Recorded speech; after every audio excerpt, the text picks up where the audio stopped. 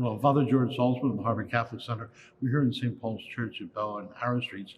I wanted to talk to you about something people ask me about a lot when I walk around, and particularly this time of year as exams approach, and that is worry. Some people say outright that they're worried. Sometimes they'll say, I'm scared. And high points for clarity.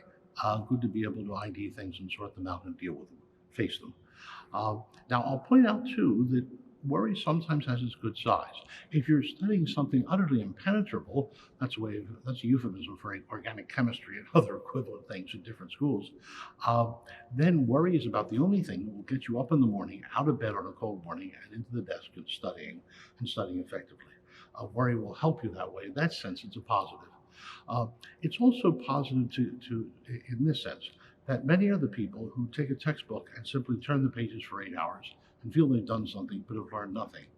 And by contrast, I remember when I was doing a PhD in biochem with all these great metabolic pathways and just endless amounts of stuff to memorize. What I found was if I tested myself every 15 minutes, which was painful, uh, but led me to realism about what I didn't know as much as I knew, so I could work at learning, just have a stack of blank paper and a number two pencil and test myself. It's amazing how much I could learn in 3 hours of painfulness versus 8 hours of leisure wherein I didn't learn a thing. And in some ways, worry can get us onto the high road of actually studying. It can get us on the high road of doing what we were supposed to be doing all along, of making things our own, plus all the matter of reflection and so on in that respect.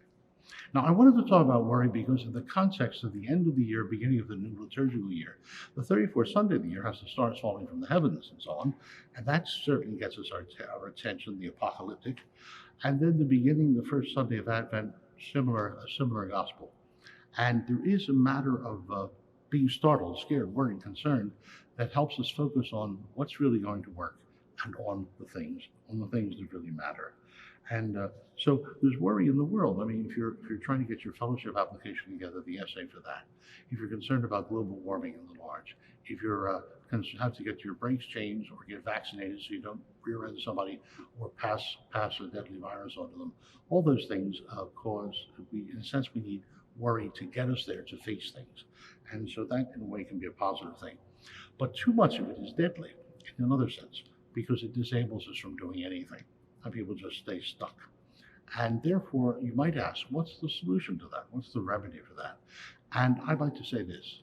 Here in St. Paul's Church, every Sunday, I face people who have it solved.